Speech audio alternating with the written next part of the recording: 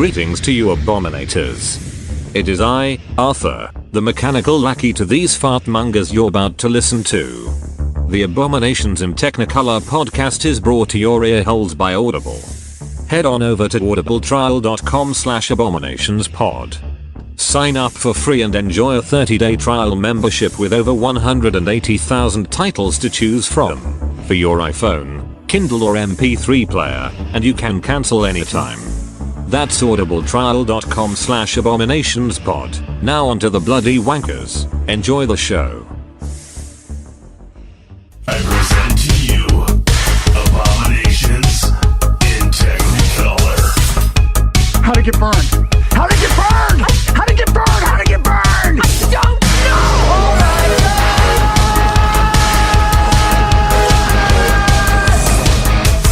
What killed the dinosaurs? Daisy! I need a second, okay? Why can't anybody give me a goddamn second? Stop ganging up on me! Just a little chicken.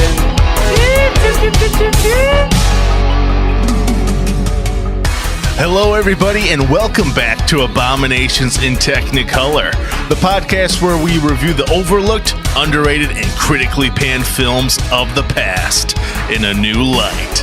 My name is Matt Cook, and I'm joined, as always, by my co-host, my brother Adam. How's it going, Adam? Oh, it's going good. It's going very good. Joining me, as always, is a hot cup of coffee. Yes, it's a fine morning. The Folgers is in hand. It feels good. Yeah, and you feel good when you've got Mortal Kombat on the agenda as well. Yes, a little bit later we'll be reviewing Mortal Kombat from 1995. It's going to be a good time.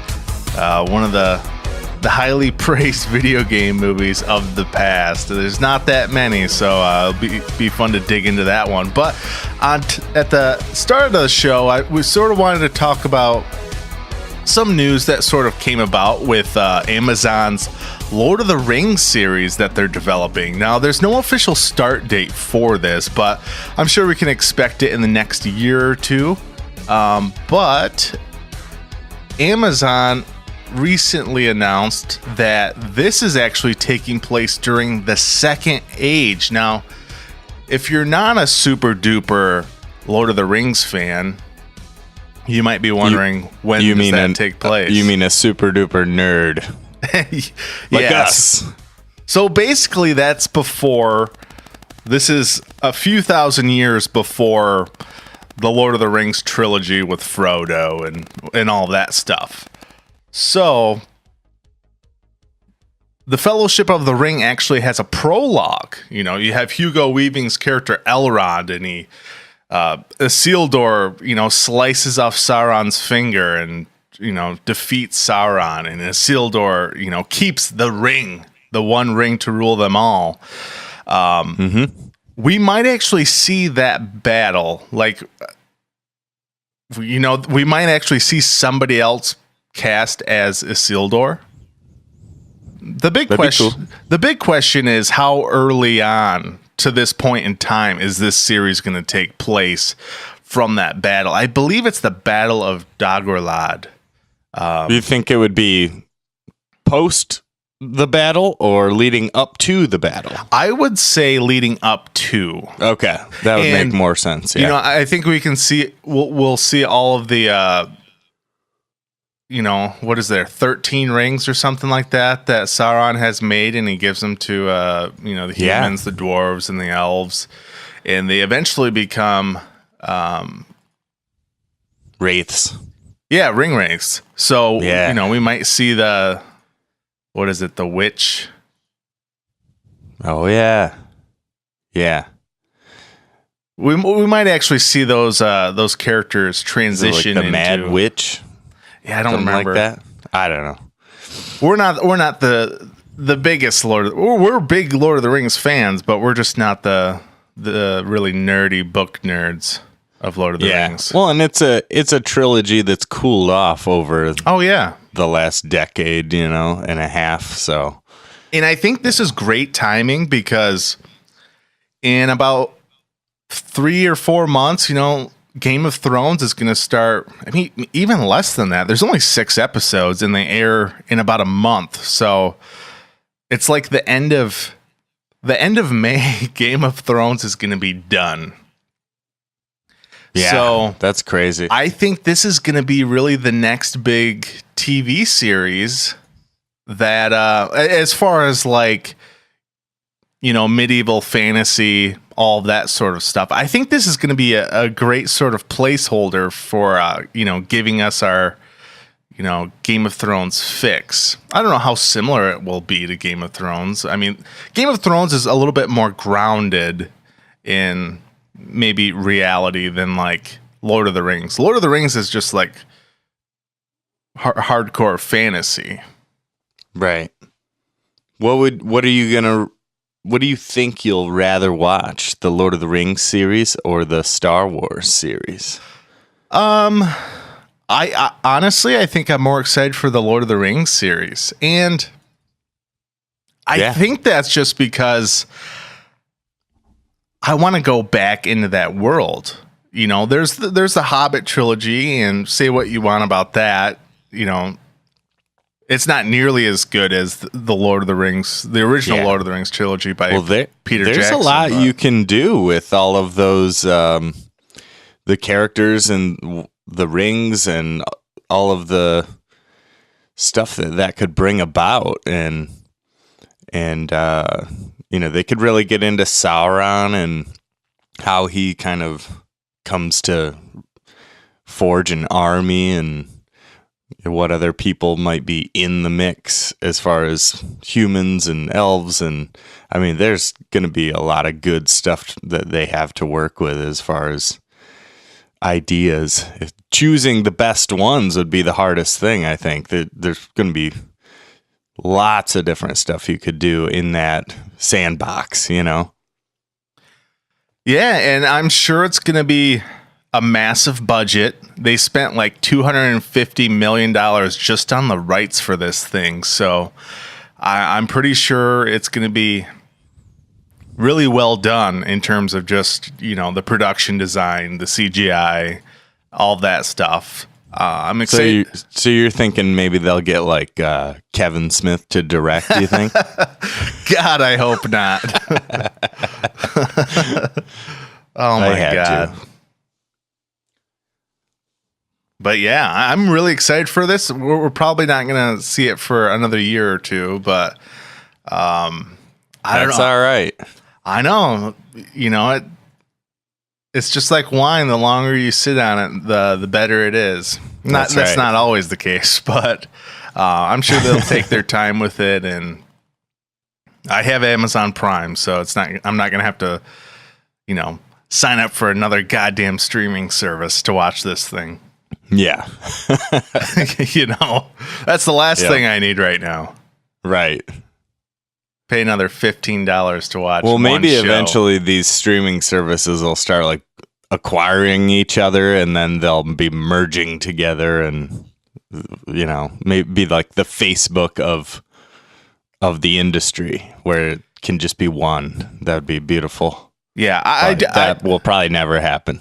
Well, I think we'll actually start to see some of them die out, you know, like eventually in time, you know, within a few years. Everybody and their brother thinks they're able to do a streaming service, but I don't know. I think people are going to start. There's only so many people can sign up for, you know, like. Right. I mean, there needs to be deals where you can pay a certain rate and get like 3 of them included under that one rate. Like if you get like a YouTube TV subscription or something, then it could like throw in Hulu and Amazon Prime and Netflix in the mix together at a certain rate, something like that. Yeah, that would be nice. Just or like a Roku package where you like have like you purchase a membership fee that gives you a discounted rate for certain, you know, having access to those streaming services, whatever. Something. Yeah. Give us something. Yeah, just a little bundle. Make it a little bit easier, especially, you know, seeing it on the bank account. You don't have like 6 separate charges just for watching television. You know what I mean? And no more ads. Right. Ads should be kept at either the status quo or less. Right. This is my official request. Yeah. But I think we can move on to our main topic of the show, Mortal Kombat. And now our feature presentation.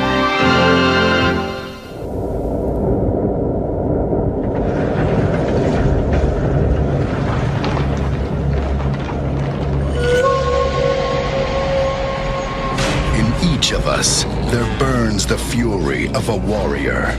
In every generation, a few are chosen to prove it. One of you 3 will decide the outcome of the tournament. 3 strangers will travel to the mystical realm of Outworld to defend our people against Shang Tsung. You will die. And his forces of darkness in an ancient tournament. One more victory. Your soul is mine. And our world is theirs. It has begun!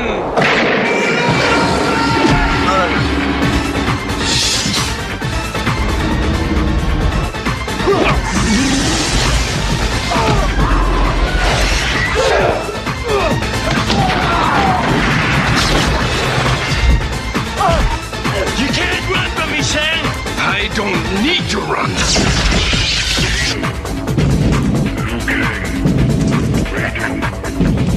Johnny Cage,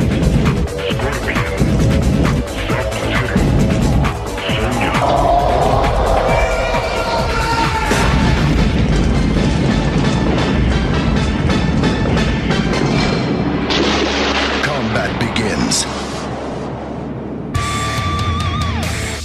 Man, they don't make trailers like they used to, huh? No, they do not. I love it. 1995, man. Mortal Kombat.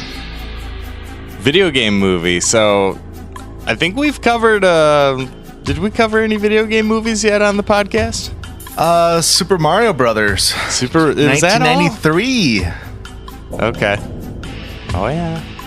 So, Mortal Kombat. I mean, this movie, I think... I'd probably say it's up there in the films that I've seen the most in my entire life. But back in '95, this movie did 70 million domestic, 122 million worldwide. I'd say it's a film that I feel like worldwide would do pretty all right. I mean, we're talking an $18 million budget on this one, so I don't think that's too bad. That's a pretty good ratio of return on your investment. But in '95, unfortunately, Jim Carrey was not in this one. Yeah. This would have been when he was doing Batman Forever. So we had Batman Forever, and then other movies like Seven, Apollo 13, GoldenEye. That's a hell of a year. Film. That's a great lineup there. Braveheart was also 95. 95 was a great year of movies. Yeah, and those are diverse too. Those aren't all like, they're not all action or sci-fi or, they're all very different films, very good films in their own right. So we like 95, maybe not quite as good as 85. That's true. The self-proclaimed greatest film year of all time, but it's up there.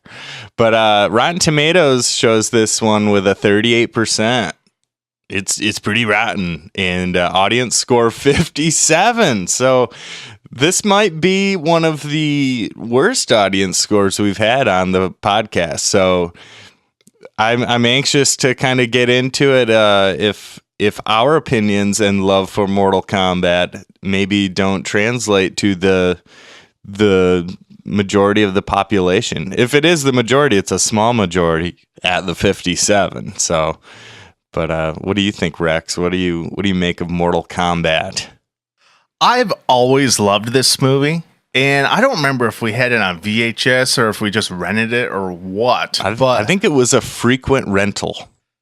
Yeah, I remember always watching this movie, and you know, it all sort of stems from the video game franchise, which was one of the most popular video games of all time. I don't think it's nearly as popular as it was in the mid 90s, but man, that video game franchise had so much controversy around it. When it first came out, all of the blood and the violence, and they sort of had these like digitized characters or like actors in a way. So it was one of the first like video games that sort of actually had like human like bodies and faces. So it made it look way more realistic than just sort of like a, I don't know, your standard, like, what would it be? 32 or like 16-bit graphics. Right. On the Super Nintendo at the time when it first came out. It was also out on like Sega and right. But I remember there was an iteration of the game. I don't remember if it was done with Mortal Kombat 1 or Mortal Kombat 2, but there was one, it may have been like Super Nintendo, where instead of blood, they turned it into like sweat whenever a character would get punched. I don't remember the specifics of which game console it was, but it may have been the Super Nintendo that had the less violent version, and the Sega had the blood. But it was just a fantastic video game, and they quickly turned this into a movie. So I think the first Mortal Kombat came out in 1993. Oh, it was 92? So Mortal Kombat 1 was 92. That's still really quick. Mortal Kombat 2 was in 93. Wow, that's fast. And then the film came out the same year as Mortal Kombat 3. Okay. So, which probably the two things together helped each other to bring in the bucks. So, but I believe this film, though, characters and such are based on mostly closely related to Mortal Kombat 2. So if you take like what characters are available in the game and what popped up in the film, you know, you've got characters like Katana and Reptile. You know, these are a couple that aren't featured in Mortal Kombat 2, if I recall. So I'd say they're at least the character base from the film are Mortal Kombat 2. Gotcha. Yeah, but like this, the music for this movie, and we'll get into more of that probably later, but just the theme song, we heard it in the trailer right before we started reviewing this movie. It's still incredibly popular. Like they'll still play that at like sporting events, you know? Oh yeah. I mean, if I have like an important thing going on, if I have a big day at work coming up, a big meeting, or if I don't know, if I got something exciting happening, you know, I'm about to go on a trip, or if I'm about to go to on a big roller coaster or something like that, and you want to get pumped up so that you can just go get that shit done, then you need to put on some Mortal Kombat, man. I mean, it's a great, like, I don't know. It's a great pump you up kind of song. It is. Like, I worry about people if they play that song in the gym. Like, there should be a disclaimer right at the beginning of the song, like, caution, if you play this song while you're working out, just, like, make sure not to, like, accidentally heave things across the room, because it will give you superhuman strength, you know? Test your might. Right. You know, it's like, oh, my God, I'm mighty.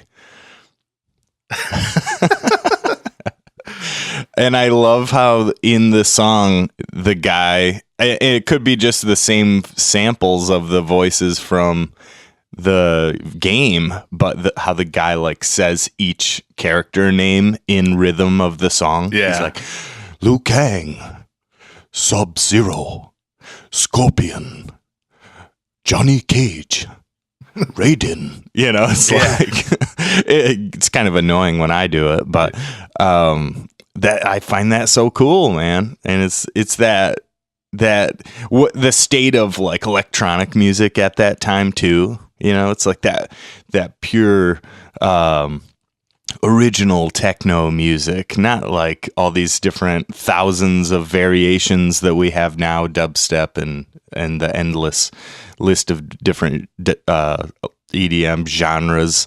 It's just like that nice like electronic techno dance music. Yeah, that like ruled martial arts and like sci-fi movie soundtracks for like 10 years. You know, you'd hear it in like The Matrix and Blade and all these sort of like martial arts based flicks. Yeah. And they used it in the trailer too. Yeah. I mean, I think like we've had a few trailers in introducing the podcast that they've got great music to the movie, but then they'll just use some like garbage on the trailer. And it's like, why didn't you use this like kick-ass original song that you made for the film? I mean, maybe they were saving it and trying to like not ruin it, but I think it was a home run just to put that in the trailer on this one. Like, it gets you excited. It'll get you excited for anything, so it'll definitely get you excited to see this movie. Yeah, and it's kind of just that theme. It's like this. Like when I saw Space Jam for the first time, and that Space Jam theme, that made me want to play basketball. Now this theme, it makes you want to do what the characters are doing in the movie. Like it gets you to that level. Like when I would watch Mortal Kombat as a kid, I wanted to be like a martial arts guru, you know? Right. I wanted to be a sensei and kick people's ass and get a black belt. Sure. You wanted to be Liu Kang and throw fireballs and do bicycle kicks and, you know? Yeah. Damn right. But let's take a listen to what Siskel and Ebert had to say about Mortal Kombat in 1995. The special effects are often sensational, the locations are Asian exotic, and the cast of characters is clearly drawn with appealing types. Only the amount of fighting in the back half of the picture gets in the way, but I'm still giving thumbs up to Mortal Kombat. A lot of effort went into this production. I've never played the video game Mortal Kombat, but after seeing this movie, I'm actually tempted. A lot of fun. You know, I can't really give a thumbs up, although I'm right in the middle on it. One thing. Weren't you surprised by the quality? The one thing that bothered me was it was so dark. I wonder if the theater was trying to save money on electricity. I saw it in the best theater screen in Chicago. Oh, well, then I didn't see it in that theater, because I know the one you're talking about. Yeah. And it looked murky. Well, it just didn't look. Then blame the theater, don't punish the film. Okay, well, I can only review the film I saw, but I'll tell you one thing that was funny as I was coming out. The kids who play this Mortal Kombat game, which you know has been very controversial because of its level of violence, were kind of disappointed that the killings in the movie weren't nearly as sensational as the ones in the game, where people have unbelievably horrible things happen to them. I'm terribly sorry for those children. You would have been amazed since you felt the movie was too violent. The movie, I thought it was fun. You had a better time, admit it, you had a better time than you thought you were going to have in this picture. Well, since I thought I was going to have a very bad time, that would be true almost no matter what I thought. Okay. All right, so Siskel actually liked this movie, and Ebert, surprisingly, I can't believe it, was kind of indifferent about it. Yeah, I can't believe Siskel gave it a thumbs up. Good I know. for him. Yeah. I mean, they do seem to be honest one way or the other about the films that they cover, you know, and I would agree that it's dark, but I don't think that's a flaw. I think that's something that probably helped kind of create a lot of tone with the movie. And I don't know, with the level of violence, I thought it was appropriate for a PG-13 movie. I mean, to get in for a video game movie where your primary audience is either going to have to be there with a parent to watch like a PG-13 movie, or they'll be between the age of 13 and 17 or whatever. Like, you're going to want a PG-13 rating, not an R rating on this thing. You know what I mean? It's just, if this movie had an R rating, I bet you it would have made half the money that it made. Oh, yeah. And I mean, or less. I completely agree. There's no way they could have made enough money for it to be worth it being R, you know? So I totally agree that this film should have been PG-13. However, I feel like the violence for a PG-13 movie is quite, I mean, okay, you do have a couple moments where, you know, Sub-Zero in like the kitchen or the dining hall, right, towards the first half of the movie, Sub-Zero freezes a guy and his body pretty much breaks into a bunch of pieces. That's quite graphic, but and his head rolls across the floor. Yes, that's probably one of the more violent sequences. Sure. But other than that, there's nothing that's really too graphic. Agreed. You know, even as far as like, you know, with violence in movies, you can't show too much blood. But yeah, I mean, there's not even like that much bone breaking in this movie. Right. You know, there's some nods to it, whether it's you know, Kano getting his neck snapped and stuff like that. But yeah, overall, I would say it's quite safe for a PG-13 movie, other than that moment with Sub-Zero and that sort of just I don't know what that guy is, a henchman or one of Shang Tsung's guys, I guess. Yeah. I really think I think it's really cool that Siskel talked about being surprised by the quality. So it says something about this movie, because even in the sequel, Mortal Kombat Annihilation, you don't get this same level of quality, and it's just something about it. I can't even really like identify what it is that makes it feel like a higher quality effort, but it just feels like it's genuine, and I think that it knows what it is. It does a good job of executing on what it's trying to do. And it leaves you just kind of satisfied with everything, at least from what I needed out of the movie. It's satisfied on multiple different levels. Yes, like you maybe want a little more of like the fatality and some unique things to happen from that sense. But in the game, a fatality is hard to execute and to come by. It's supposed to be this really unique finisher where if they had a fatality, a gruesome finish to every single fight in this movie, it would be overkill. You know what I mean? Like, they even held off on kind of Liu Kang doing any sort of type of supernatural ability of any sort until like the last scene of, you know, the last moment of the third act of the movie. So I really like the way that they kind of held off on some of the like graphic stuff. You get a little teaser of some of the game moves and stuff like that. You mentioned Sub-Zero, and there's great stuff with Scorpion and Goro, and I just think if they would have, they did take it to the next level in Annihilation, and it therefore, in that movie at least, it felt less genuine and less real, and it didn't have that kind of like quality that this one has. So I really think that the way they held off on a lot of that stuff is what makes this movie a higher quality movie.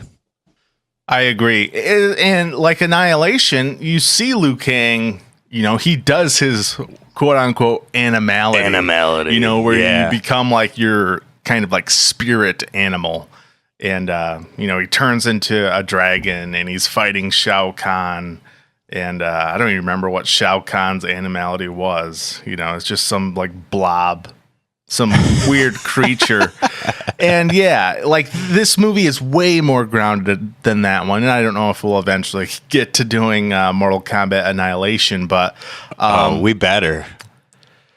At some point in time. We'll leave it up to the listeners, huh? Yeah, but yeah, this movie just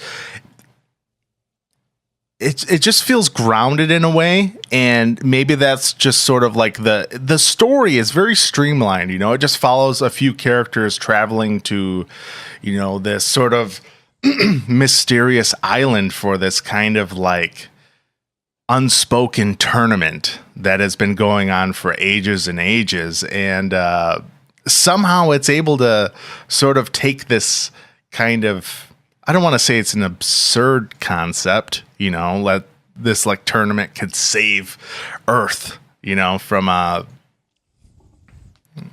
don't know, from like turning in like Outworld has been turned into this sort of like dystopian kind of society. And I don't know, it's somehow able to, you know, keep you engaged in sort of in this like grounded way without being too far like sci-fi or fantasy in a way. Yeah, our main characters, we're kind of in, Liu Kang I think knows more, but we're as viewers we're having the same perspective as Johnny Cage and Sonya, where we're all kind of in the dark as to the big picture scale of what's going on. So like that, all these different the different realms merging together, and the potential that if the human or the Earthlings don't win, then Outworld will, you know, I don't know. They kind of make it sound like Outworld would be able to have access to the human realm, and it would no longer be protected from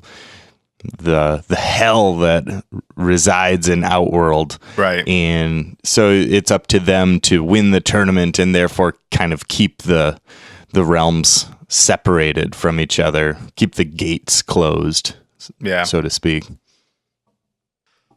Yeah, so it's you know, it's action packed. It has a great cast of characters. You know, one of my favorite characters from the video games, I guess it's sort of a duo, but I always loved Sub-Zero and Scorpion. Now they don't they don't really have any sort of like personality in the movie or really in the games. You know, the first few Mortal Kombat movies, you know, it's not really a character driven story, really. It's just sort of like a tournament. And so the only villain in this movie that really has any kind, well, I guess two, you could say, that really have some sort of personality is Kano and Shang Tsung. But man, do I love Kano in this movie, man. He's just this like, he has this like Cockney accent, and you know, there's this scene between him and Goro where he's like talking shit about Shang Tsung. Yeah. And he's like with the turkey leg in his mouth the whole time. Yeah, and he's like insulting Shang Tsung, and I don't know, Goro comes to Shang Tsung's defense, but I don't know, like, I guess we'll sort of explain why, let's just sort of get into maybe why Shang Tsung lures these three sort of heroes to the island, or maybe why you think so. Well, and I think that's one of the things that's really kind of been an underlying question. And I mean, in preparing for discussion on this movie, that's kind of the one thing about this movie that it's a question that I ask that, you know, a lot of the stuff in the movie, they raise questions that don't get answered, you know, just kind of like they're not supposed to be answered. They're just questions that are supposed to add a little bit of like mystery to the setting and the plot.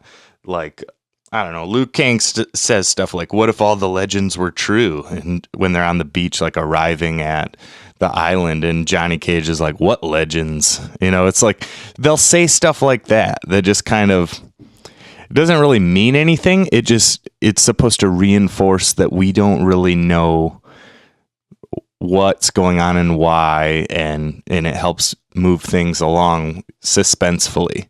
Now, that's all great and everything until I kind of arrived at the question of, you know, Shang Tsung makes efforts in the beginning of this movie, and it could just be for the sake of introducing our characters, our three primaries, Liu Kang, Sonya Blade, and Johnny Cage, but what's in it for Shang Tsung to have these particular three? You know, he takes out Chan, Liu Kang's brother, takes his soul and shows up in his dream and all of that. And that in turn kind of gets Liu Kang motivated to seek revenge. He shows up on set at Johnny Cage's movie and transforms into that, whoever that master,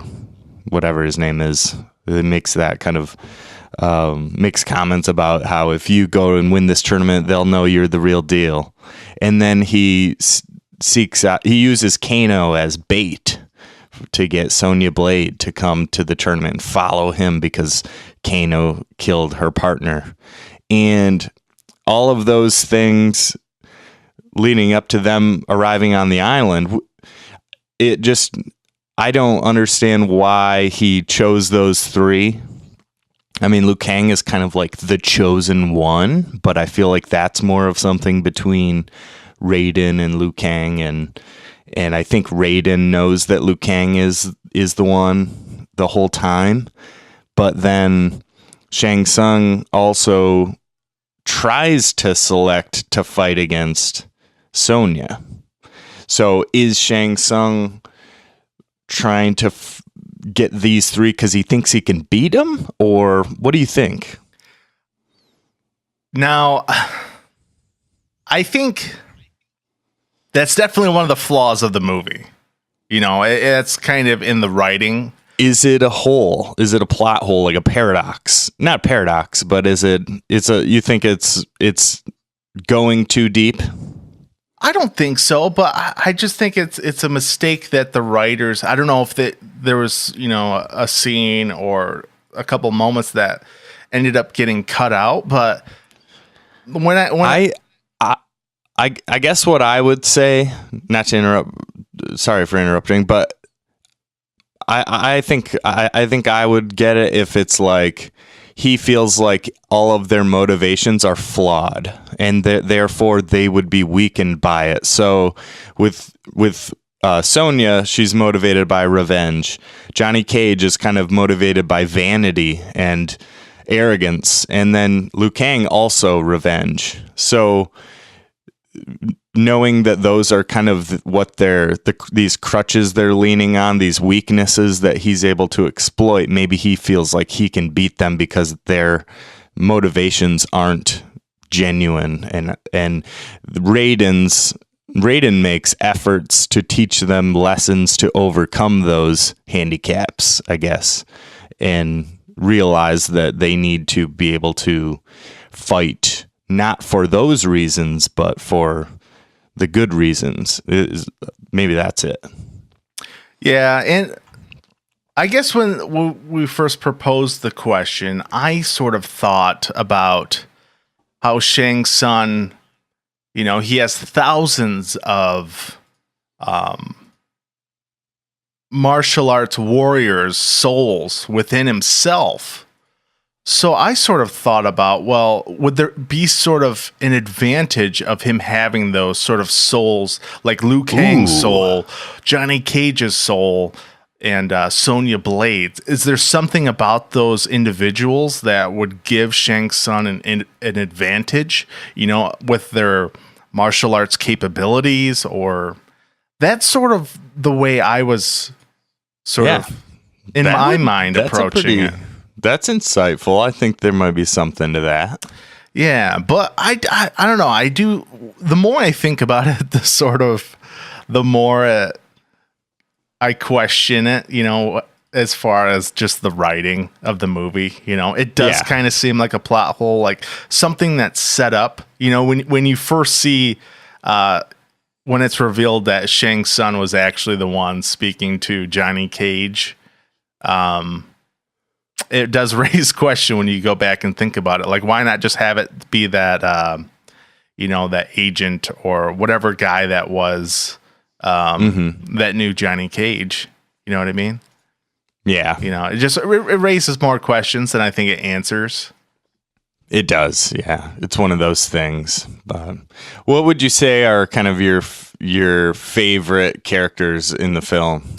Like, aside from you mentioned Sub-Zero and Scorpion. You have any other noteworthy characters? I do really, I mentioned Kano. I do really love Kano in this movie. Oh, yeah. Yeah. I do love, what was his name? Lyndon Ashby as Johnny Cage. He does have some quite cheesy dialogue, but he does, bring sort of the levity to the film, and he lightens it up with some. Those were $500 sunglasses, asshole. Yes, yeah, and he does a split and punches Goro right in the nuts, and I've always thought that was funny. That was a great move from the video game too. Yes, but I do love Christopher Lambert as Raiden. He has some surprisingly funny moments. Where he's like, doing some really serious like dialogue or exposition, and then he just like starts laughing and then comes to a complete like stop. I don't know. Yeah. I find that really entertaining. Well, when you figure he's like the god of lightning, you know what I mean? Yeah. Like, it's just funny to see him have a little bit of comedy, Yeah, but I do have to say, man, after rewatching this yesterday for this episode, what's his name? Kerry. I don't even know how to say his full name. Kerry Hiroyuki Tagawa, who plays Shang Tsung. Man, that guy's great in this movie. I've always Johnny loved Tsunami, that guy. Man. Yeah, that guy's great. Yeah, he is. He is. Well, and I like Robin Shou too. Like, I love him in this movie and Beverly Hills Ninja, man. Oh, yeah. He was also in that Jungle Book movie. I think that was somebody else, though. Oh, yeah, you're right. That was another actor. You're right. Yeah. He looks just like him, though. Yeah. Yeah, that was a different actor. Did you know? I have some gems. So, related to the cast. So, Keith Cook, who plays the human form of Reptile, the kind of martial artist that Liu Kang fights late in the movie. Yeah. He also played Sub-Zero's brother, who is basically the Sub-Zero of Mortal Kombat Annihilation. Gotcha. Okay. So he makes a reappearance in the sequel. Fun fact.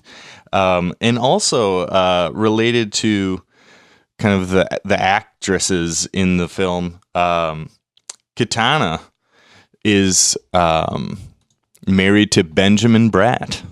Talisa Soto, married to Benjamin Bratt for a long time. And Sonya Blade, she is married to tennis great Pete Sampras. Who the hell's that? Bridget Wilson Sampras. You don't know Pete Sampras of tennis fame? No.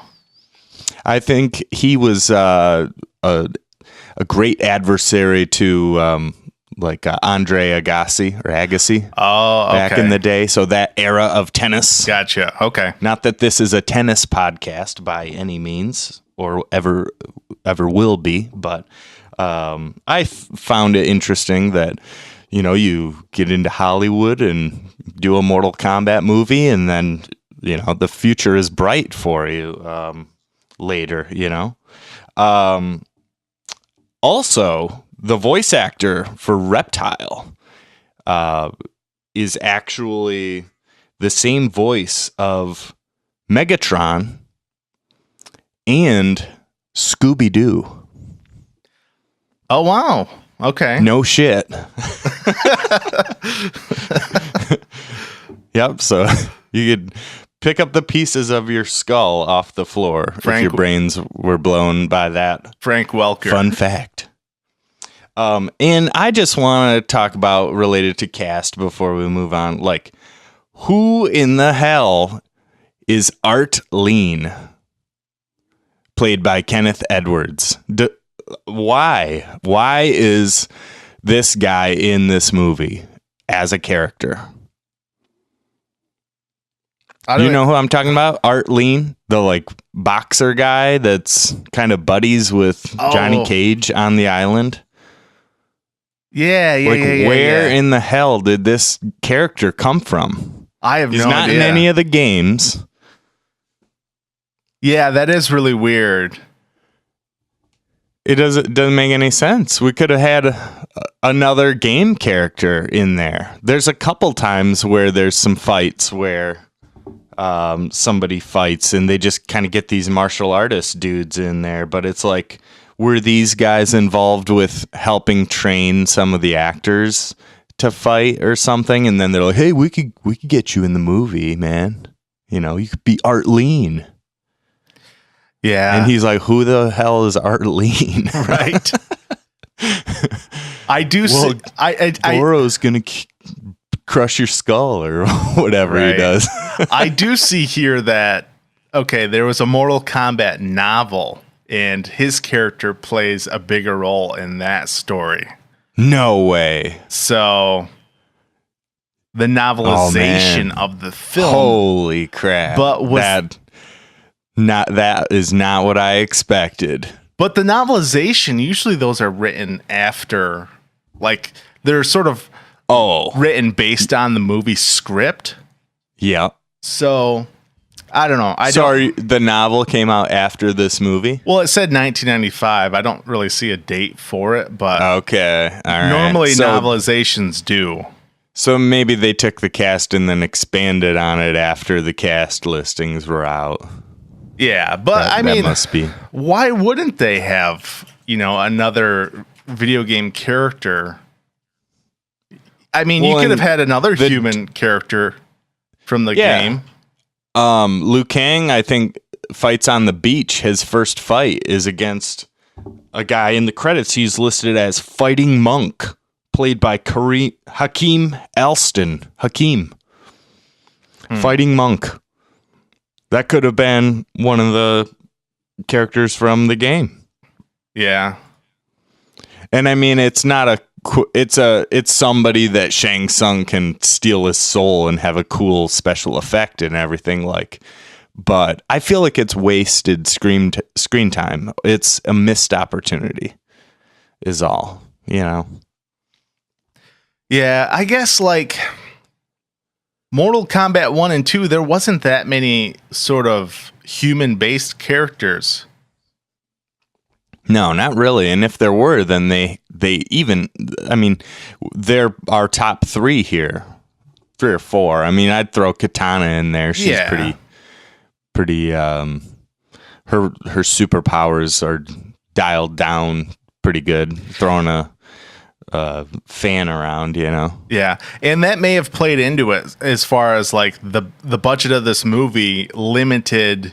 You can't have Sub-Zero and Scorpion in the entire movie, or even Reptile. Those 3 characters, they require CGI effects. And Goro, this character is using animatronics, and he looks like something out of a Ninja Turtles movie. You know what I mean? He does. if you try to have I don't know, Kung Lao using his hat with razor blades around the edge of it, throwing it and decapitating. Yeah. But his character was sort of like a villain. So the heroes, having the heroes go up against characters that require CGI every time, I don't think was realistic for him to do. It would have to be probably somebody like Stryker. Yeah. Or I mean, it could have been like Baraka. That would have been a little bizarre. Baraka makes an appearance in Annihilation. Melina could have been in there. You probably couldn't go Kung Lao because they talk about Liu Kang being a descendant of Kung Lao, so you assume that's a different time period. But I mean, options would have been limited. Yeah. So I get it. I mean, it'd be hard to throw Smoke or Jade in there, without kind of doing some kind of introduction. So I get it. I mean, I guess there'd be. You want to have some weaklings in there to just kind of be disposable so that you can use them for those moments of doing a quick fight and then showing how our characters are advancing to the next round. But still, I find that that's one of the questions I ask when I watch it. Every time it's like, who the hell is Art Lean, Yeah, right. It's like if he's disposable, don't even give the guy a name. Like just show Goro just like crushing this dude. Like don't even give him dialogue, Yeah, they didn't really need to give him sort of a personal connection. Well, especially I apologize, Kenneth Edwards, if you're listening. But I don't care. Right. But after the break, we're going to be getting into some of our favorite fight sequences and a little bit more of the music and soundtrack. So stay tuned. We'll be right back. Audible is offering our listeners a free audiobook with a 30-day trial membership. Just go to audibletrial.com/abominations and browse the unmatched selection of audio programs. Download a title free and start listening. It's that easy. Go to audible.com/abominations and get started today. All right, so we wanted to get into some of our favorite fight sequences. We sort of touched on a little bit of the particular moments from the movie, whether it's Sub-Zero turning a guy into a popsicle and breaking him all over the floor. But Adam, what are some of your favorite sort of fight scenes from Mortal Kombat? I would say one of my favorite ones would probably be Johnny Cage versus Scorpion. Oh yeah. In the and it takes place in two different areas. Right. Which is pretty cool. So, and they just throw you right into it. I think they finish up with is it right after the scene we were just talking about on the beach with Liu Kang, and then all of a sudden it's like boom, we're in this forest or whatever you want to call it. Like we're in the woods, and and this place is really cool. I mean, all the trees are all lined up in like a grid, so you have these long, infinite alleys of openings, and it's really cool. You see Scorpion kind of using that to his advantage of like having some deception. Johnny Cage not knowing where he's going to come from next with his whatever you call that thing, that long snake thing coming out of his hand. But it's also kind of one of the great scenes that uses a lot of the moves from the video game.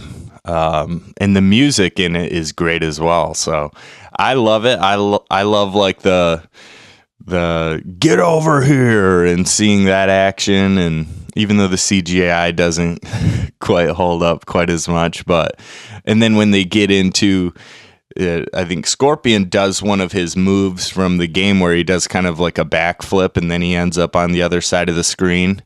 So you're assuming he like teleports using Outworld to transfer himself through the realms or whatever. And Johnny Cage does a shadow kick and makes it into the warp hole or whatever. Yeah.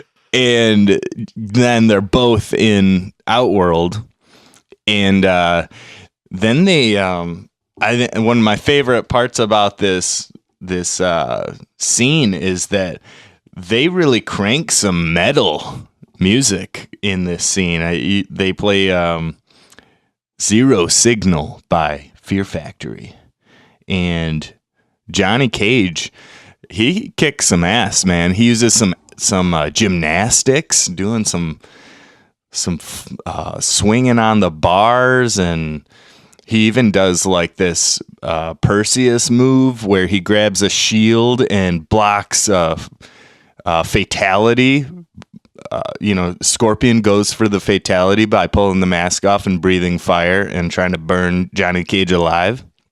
And Johnny, quick thinking, grabs a spiked shield, blocks the flamethrower fire, and then does a jump swing and cuts Scorpion's face diagonally and chops part of his head off, and then lava comes out of his face and it explodes.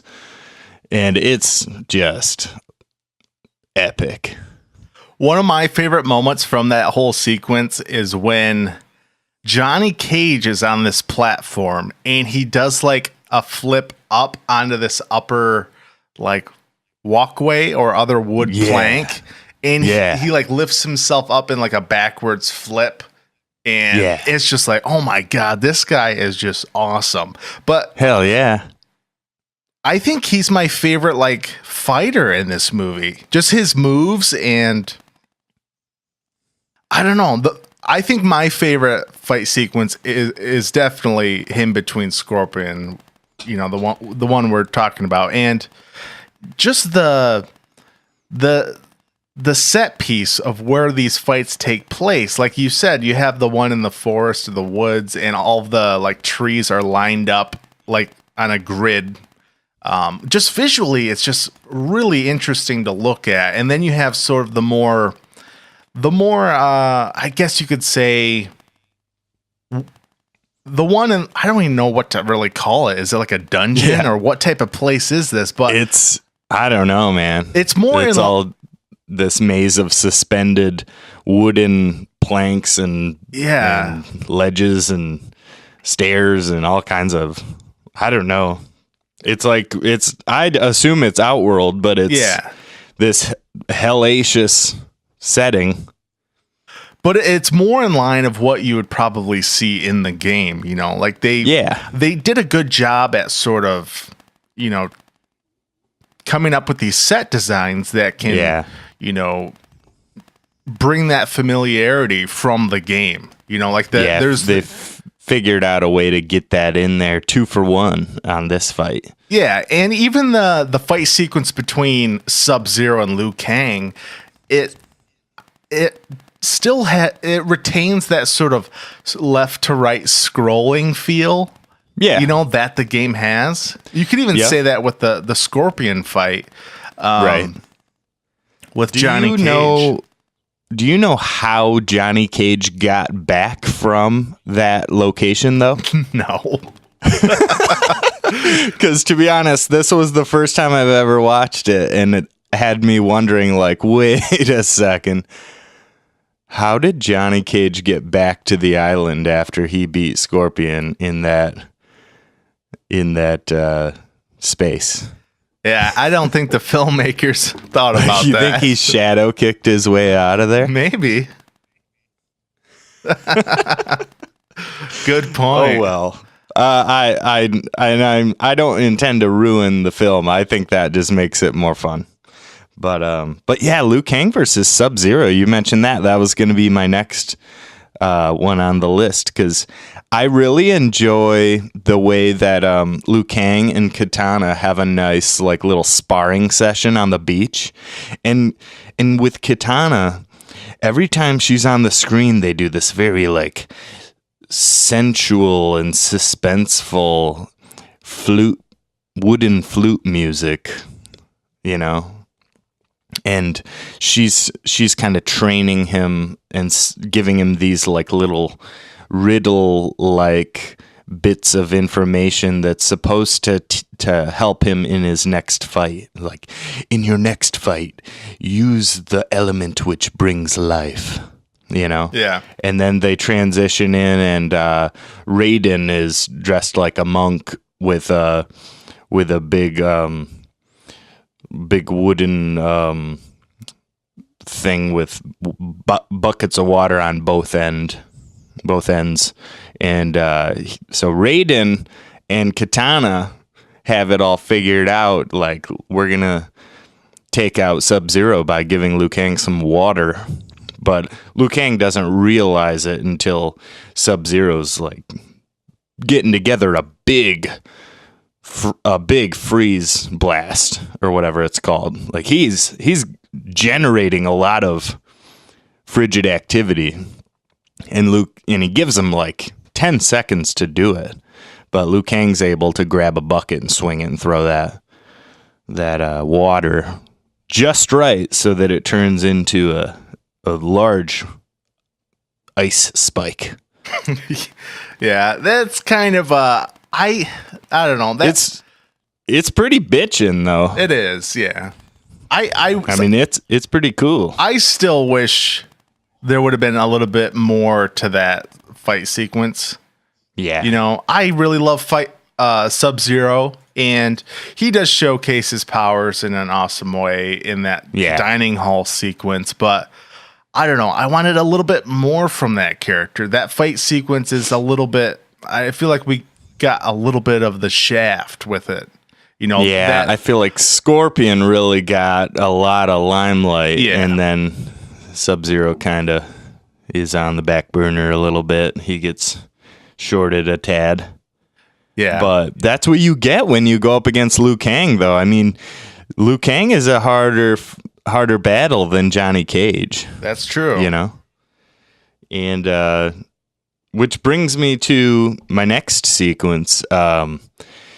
And it's kind of two parts. The first part, you get Goro versus Art Lean, which was on there. And the only reason why I mention this as one of my favorite fights is just because it's the introduction to Goro being one of the contenders in this tournament.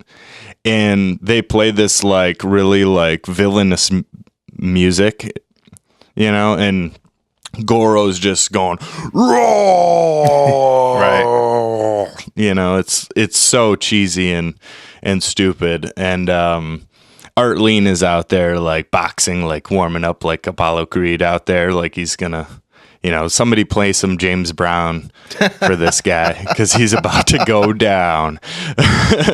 But that, you know how that ends. But then Johnny Cage is like, I have a plan, and he's like, Sonya, I can't let that happen to you, so I'm going to challenge Goro. He's like, I can't let what happened to Art happen to you. And it's like, where did all of this romance come from? You know, Johnny Cage is trying to step up to win the heart of Sonya Blade. And we get some fighting and comedy with the matchup of Goro versus Johnny Cage. I mean, you mentioned the splits nut punch, if that's what that's called, and that those are $500 sunglasses, asshole. Like, that's great stuff. Yeah. But I think that it was a great strategy to kind of lure him up to that cliff. And the only thing about that sequence that I think is a little lackluster is the way that Goro falls, where we have multiple shots of the island and the sand and water surrounding. But when you look at him falling, he appears to fall into an endless abyss of clouds. Like he falls forever without ground under or any matter underneath of him. Yeah. So perhaps that was another way to avoid graphic material, like R-rated, or it wouldn't even really be R-rated if the guy, I mean, you could do like a Wile E. Coyote where it goes like poof, you know, like something like that. Yeah. But, or if he fell into the water and then we could see him like swimming like super fast because he has 4 arms. Like, how badass would that be if he was like fell into the water and then swam to the shore like really fast with his 4 arms? That would be pretty sweet. Yeah. But I think like Goro to me is one of the characters that he almost makes the movie a little bit worse. You know, like, was it entirely necessary to have Goro as the reigning champion? Maybe a lot of people would have wanted that because he's sort of like the end guy, you know, in the game. You know, the last person you have to fight. I think isn't Shang Tsung the end guy, or it might be Shao Kahn. Oh yeah, I guess so. Yeah, probably. I don't know if Shao Kahn I think is in Mortal Kombat 2, but I'm not 100% sure. But I think he is. Okay. But I don't know. It really dates the movie, you know, the special effects, the animatronics. It looks really bad. Now, right.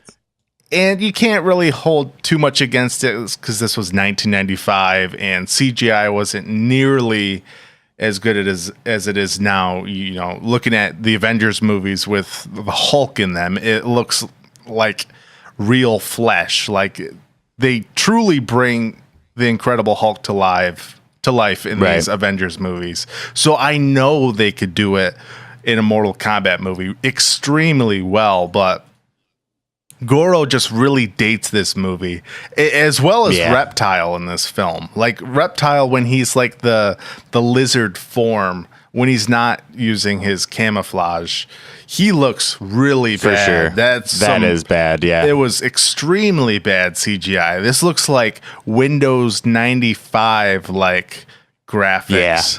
Yeah, it does. It looks like when they were prepping to do the Jurassic Park T-Rex animation. It's like the early stages before it was actually like ready for cinema, you know, like yeah, it was bad. It is bad. It's like Lawnmower Man CGI. Yeah, that's a good one. That's a good comparison. Yeah, they got the Atari out for this one, I think. Right.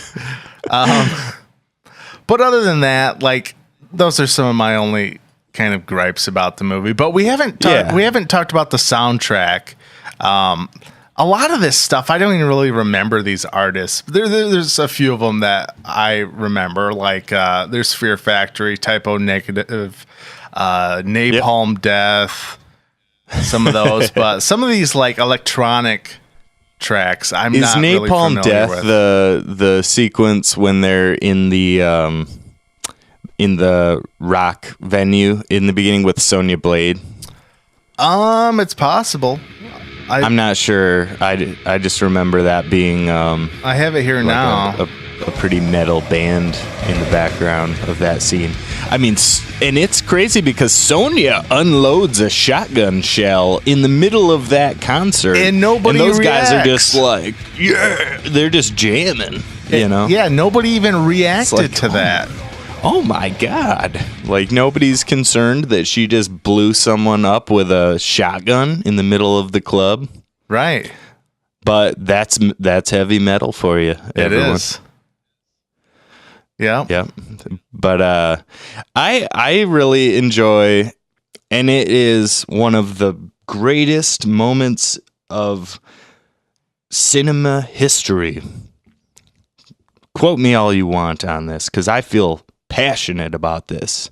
But when Liu Kang defeats Shang Tsung with a fireball and he falls to his death and all of the souls swirl around, Liu Kang reunites with Chan for one last moment to bring peace to both of them. And Chan flies off into the next thing, whatever, you know, the afterlife in peace. It begins to play Halcyon On and On by Orbital. And this song is one of the most like euphoric experiences, especially given the resolution of this movie.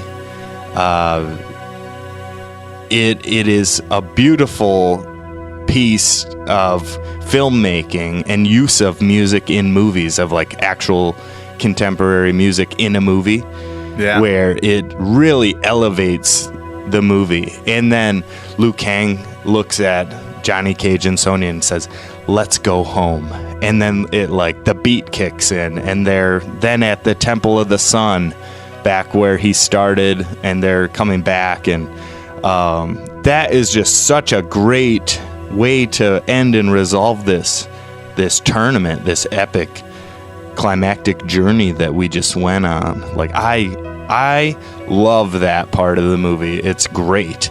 And then it abruptly gets followed up by one of the most terrible sequences of bullshit by Shao Kahn popping in there and going like, what does he say? He says something like, I don't know, your souls will be mine, or I don't know, maybe not souls will be mine, but you know, he like shows up in the sky and they're like, oh, it's the Emperor. Raiden, he's like, the Emperor. What'd you make of that? I think it's a cliffhanger ending that's sort of shoehorned in there. It keeps the door open. Yeah, I don't think it was entirely necessary at all, but I think they just did it for the fans, the video game fans. Right. It wasn't necessary at all, but yeah, it's pretty ridiculous. And they're like, bring it on, Yeah, it's and then they do their like fighting pose. Hell yeah. Yeah, but I don't know. I think it was a great end to the movie, though. Like that doesn't spoil everything. It's still a fantastic ending. Liu Kang. I mean, he was my guy the whole movie. Liu Kang. Yeah. So you knew like he was gonna be the one. To defeat Shang Tsung. Yeah, it's sort of he's the. Oh, what do they call it?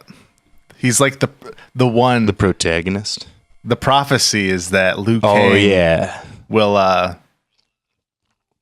he will defeat, or he'll and I wonder win if Mortal Kombat. Does that have anything to do with him being the descendant of Kung Lao?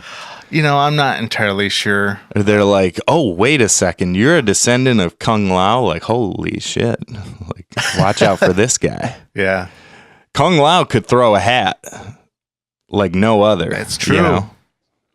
I mean, just imagine if Liu Kang had a hat with a blade around the rim. How badass he would have been. He didn't even have a hat with a blade. He just had fireballs. Fists of Fury. Right. But let's sort of compare and contrast, if you will. Is this movie one of the best video game movies? Now, from the early 90s, from the first video game movies, I don't remember what was the first one, but from the early 90s to where we, had our first sort of wave of video game movies to now, is there anyone in particular that really stands out or that you think is superior to the rest of them?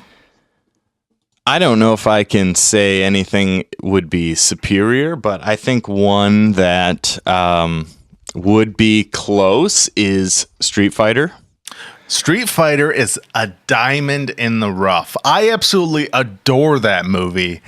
And I know it's cheesy as hell and ridiculous, but man, I honestly think I like Street Fighter more than Mortal Kombat. I absolutely love Street Fighter. I mean, and I don't know if you would throw you kind of have to consider the Resident Evil, Tomb Raider, which like those are big movies. Like they're almost to the point where I don't even really, I just think of those as like big franchises, not even video game adaptations. You know what I mean? Yeah. Which, by the way, Paul W.S. Anderson, who directed Mortal Kombat, went on to do most of the Resident Evil franchise. So, yeah, take that as you will. But yeah, Resident Evil, I don't even view the movies, like you said, as really video game movies anymore. I feel like there's so many of them at this point, and I don't know. They sort of took an approach that, I mean, I don't really follow the Resident Evil video game franchise anymore. I just remember the old school arcade shooters, you know? Yep. Yeah. Yeah. I would really like to see Paul Anderson try to adapt Grand Theft Auto to screen. That'd be great. I think we've had plenty of time since like Gone in 60 Seconds and things like that being out there. So like I really think that there would be some great opportunity with even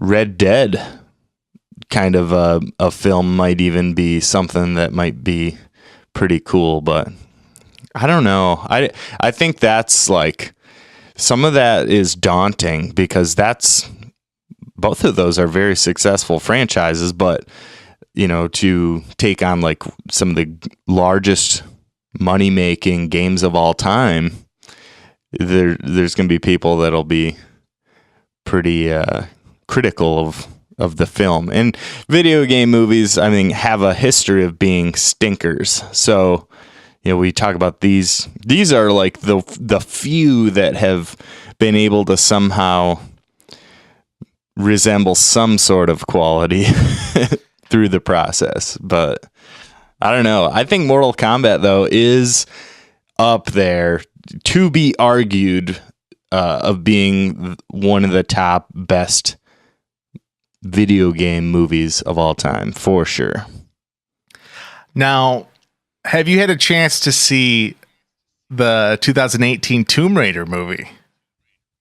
I haven't. Okay, so with Alicia Vikander, I have not seen it. I think that is the best video game movie. Now, it's not a great movie overall. It definitely has some flaws, but it's well acted. It has an interesting story. Alicia Vikander kicks ass as Lara Croft. Do you think that it has an advantage in being put out in 2018 versus something that was, say, 1995, or in Street Fighter's case, it was 94? I mean, it has some visual effects, but overall it's a more grounded movie. Is it? You know, it's okay. It's more just plain action based. You know, it doesn't have a ton. I did play the Tomb Raider that came out on PS4. Okay. Yeah, it's more aligned to that sort of stuff where it's kind of like an adventure. You know, the Tomb Raider games in the 90s and the Angelina Jolie movies in the early 2000s were kind of more in the vein of like the Fast and the Furious movies where everything is sort of exaggerated. You know, they almost have like superpowers in a way. Gotcha. Yeah. This is more grounded. It's a more realistic approach to the character. Okay. Nice. But yeah, it's a cohesive film, which you find quite rare with video game movies. You know, whether it's the Assassin's Creed movie with Michael Fassbender or did you see Warcraft. Hitman with Timothy Olyphant? No. I think that one's fairly decent, and I'm not a Timothy Olyphant fan, but I remember, I haven't seen that probably since it came out on DVD, but I remember watching that one and liking that pretty well. Not a fan of the Hitman franchise. I haven't really played many of those games at all, but I was compelled to watch the movie, and I remember seeing it and enjoying it a little bit. So maybe I'll have to check that one out again, as well as this latest Tomb Raider movie. Yeah, I think it's on like HBO, or you can watch it. I saw it on a streaming app somewhere. There's so many I can't remember which one it was on. But I liked Alicia Vikander in Ex Machina. I mean, she didn't have a great role to put in like a great performance or anything, because she just played an AI. But she was a great AI, you know. She was, yeah. So you have to give her that credit. Not many people could pull off that type of like performance, you know. Right. But yeah, another one I'd like to consider is Warcraft. Not the best movie, you know, but as far as like a video game, like trying to transition a video game property that's very sort of fantasy. Like I feel like animated. Yeah, I very animated. I feel like there's you sort of have to categorize them. It just as you would like. Okay, you could categorize: is Star Wars the best movie, or is it the best sort of like sci-fi fantasy movie? You know, sure. I sort of view them in that way. So it's hard to compare movies where it's like Warcraft. You gotta isolate them a little bit. Yeah, Warcraft to Tomb Raider, like they're totally separate. You got to go apples to apples. Yeah. So Warcraft, as far as you know, the like fantasy goes, I feel like as far as a video game to movie adaptation, it's pretty damn good. So did you see Dwayne "The Rock" Johnson in Doom? Yeah, that's a pretty awful movie. I have not seen it. I won't rewatch that. Now that you said that, I gotta catch that one. Yeah, I won't. I haven't even played the latest Doom game either, and that has a pretty good soundtrack to it. Yeah, I read that game was pretty good. It sort of goes back to the roots of Doom. So yeah. But and I think people had been pushing hard, probably so much anymore, but for a Halo movie, like the scale and grandeur of Halo, and we got a series, like a crappy little animated series and stuff like that. There was a live action series as well, but nothing of any quality. And I think it's those kind of things that really kind of give the video game movies, it's poisoned the well over the years. It's stuff that actors and directors, and it's like, they don't want to touch that stuff anymore. It's been corrupted. Yeah. So we need a strong franchise like Tomb Raider. That was, if that's a quality movie and they can focus on taking their time and doing a good job with these video game movies, then maybe we can have a return to form with some of these, maybe a new Street Fighter movie. I don't know if you should remake a classic though. Yeah. But I bet you Jean-Claude would do it. Yeah. Or they could always get Jake Busey. He might be available. Yeah. The thing is with any video game franchise though, you have to, when they make these movies, you have to strike while the iron's hot. I think it's too late for the Halo franchise. Yep. Peter Jackson it's not as hot. No, Peter Jackson was tied to that 10 years ago. They were considering making a Halo movie, but that even the video game franchise is sort of died out. So they sort of have to make these in line when the video game franchise is popular. So I want Grand Theft Auto 6. Whenever that happens, I would love to see a Grand Theft Auto series on a streaming service.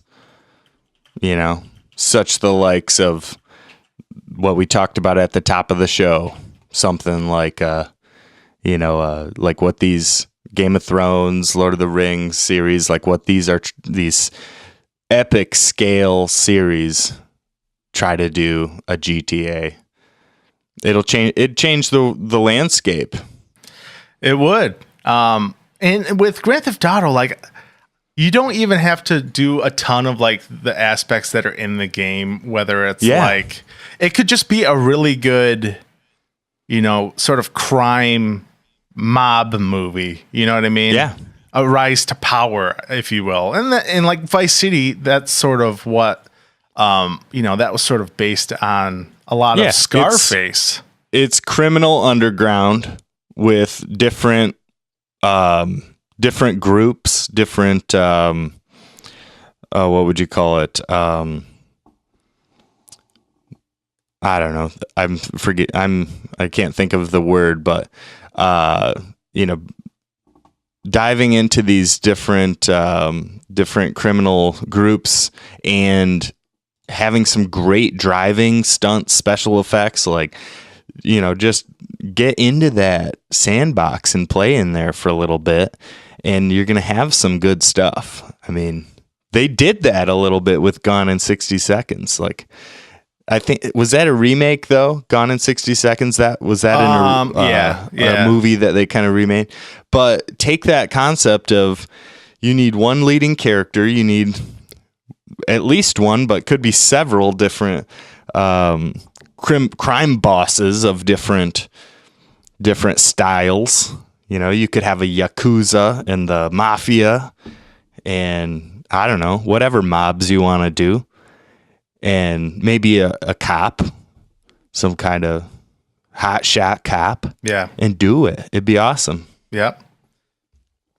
I don't know if Rockstar will let a studio have the rights or sell the rights to a studio. I think that they're pretty cautious. So hopefully one day we can see it. But I think it would be really cool to see a Grand Theft Auto series. But I think that will do it for this episode. Adam, what are we doing next week?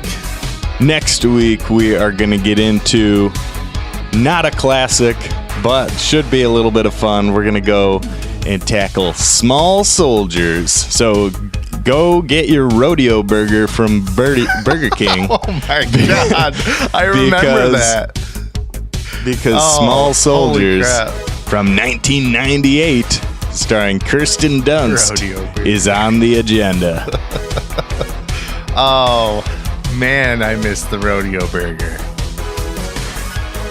But for Adam and myself, we'll see you next week.